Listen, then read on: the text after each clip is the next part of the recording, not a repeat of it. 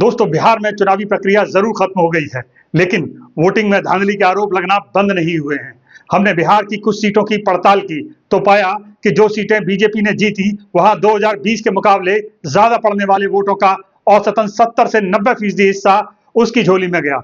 JDU की भी कमोवेश यही स्थिति दिखी, लेकिन आरजेडी को इस अतिरिक्त मतदान का ना के बराबर ही फायदा हुआ। दोस्तों, इसे बेहतर ढंग से समझने के लिए हमने बीजेपी, जेडीयू और आरजेडी की जीती हुई कुछ सीटों की तुलना की है। जो हमें दिखा वो वाकई कई गंभीर सवाल उठाता है। उदाहरण के लिए हमने पहली तुलना डिप्टी सीएम विजय कुमार सिन्हा की लखीसराय सीट और आरजेडी की जीती हुई मखदूमपुर सीट की।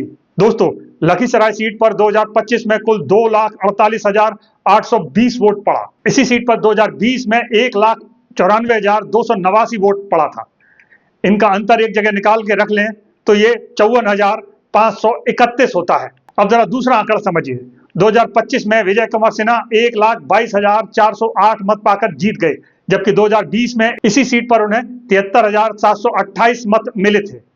अब जरा इसका भी अंतर निकाल लीजिए, ये आता है 48,680। अब कुल पड़े वोटों के अंतर यानी 54,531 से सिन्हा को मिले 2025 और 2020 के वोटों के अंतर का प्रतिशत निकाल लीजिए। आपको ये जानकर हैरानी होगी कि 2025 में जितने वोट ज्यादा पड़े उनमें से तकरीबन 90% विजय कुमार सिन्हा के खाते में चले गए। अब सवाल ये है कि विजय कुमार सिन्हा इतने लोकप्रिय थे तो मतदान के दिन इतना बेचैन क्यों थे? ये आंकड़ा बता रहा है कि ये या तो कोई बड़ा चमत्कार है या सचमुच दाल में कुछ काला है। दोस्तों, हमारा मानना है कि अगर बिहार विधानसभा चुनाव फ्री एंड फेयर हुए हैं तो बढ़े हुए वोटों की ऐसी बारिश विपक्ष के उम्मीदवारों पर भी जरूर हुई होगी। तो हमने आरजेडी द्वारा जीती गई जहानाबाद जिले की सीट मखदूमपुर के आंकड़ों की भी पड़ताल की। जो भी हमें दिखा वो चौंकाता है। इस सीट पर आरजेडी के प्रत्याशी सूबेदार दास की जीत हुई थी। 2025 में इस सीट पर कुल 1,66,439 वोट पड़ा था। इसी सीट पर 2020 में कुल 1,37,599 वोट पड़ा था। इसका अंतर एक जगह निकाल कर रख लीजिए, यह आया 28,840। अब जरा इसका भी दूसरा आंकड़ा समझ लीजिए। 2025 में सूबेदार 74,769 मत पाकर जीत गए, जबकि 2020 में इसी सीट पर आरजेडी को 71,571 मत पाकर जीत मिली थी। अब जरा इसका भी अंतर निकाल लीजिए, यह है 3,198।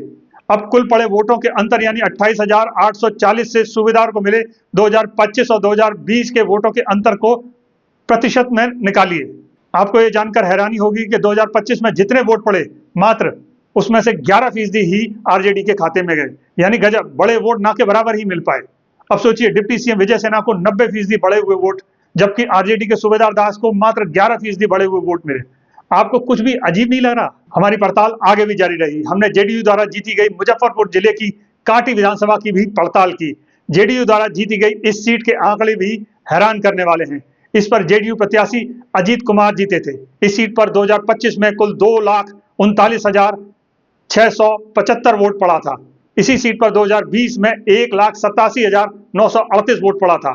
इसका अंतर एक जगह निकाल कर रख लीजिए, यह आया 51,737। अब जरा इसका भी दूसरा आंकड़ा समझिए। 2025 में अजीत 1,18,162 मत पाकर जीत गए, जबकि 2020 में इसी सीट पर आरजेडी के इस्राइल मंसूरी ने 72,269 मत पाकर जीत हासिल की थी। अब जरा इसका भी अंतर निकाल लीजिए, यह है 45,883। अब कुल पड़े वोटों के अंतर यानी 52,737 से अजीत को मिले 2025 और 2020 के वोटों के अंतर को प्रतिशत में निकालिए। आपको यह जानकर हैरानी होगी 2025 में जितने ज्यादा वोट पड़े उसमें से 89% नरेंद्र के खाते में चले गए। यहाँ भी गजब हुआ।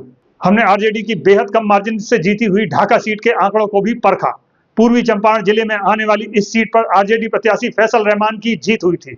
इस सीट पर 2025 में कुल 2,46,580 वोट पड़े थे।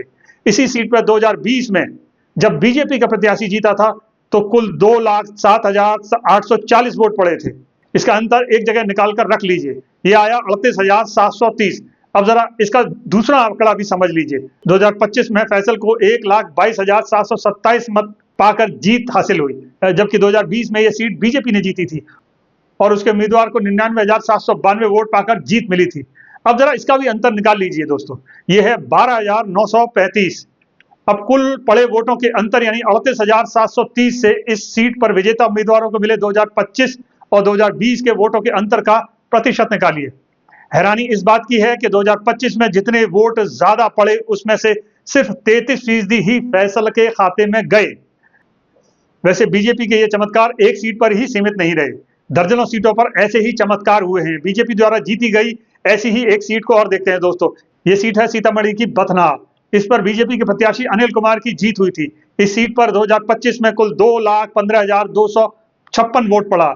इसी सीट पर 2020 में जब वो जीते तो कुल 1,71,093 वोट पड़ा था।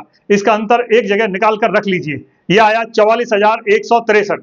अब जरा एक दूसरा आंकड़ा भी समझ लीजिए। 2025 में अनिल इस सीट पर 1,23,698 मत पाकर जीत गए थे, जबकि 2020 में इसी सीट पर उन्हें 92,648 मत मिले थे।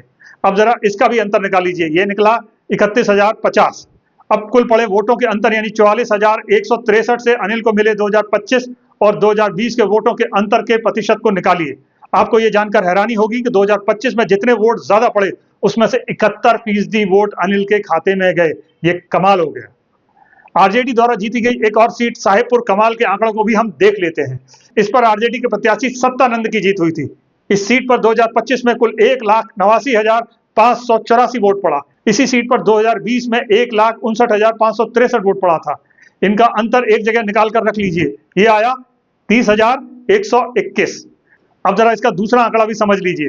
2025 में सत्तानंद 76,798 मत पाकर जीत गए थे, जबकि 2020 में इसी सीट पर उन्हें 64,888 मत पाकर जीत मिली थी।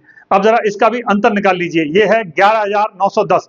अब कुल पड़े वोटों के अंतर यानी 30,121 से सत्तानंद को मिले 2025 और 2020 के वोटों के अंतर का प्रतिशत निकाल लीजिए।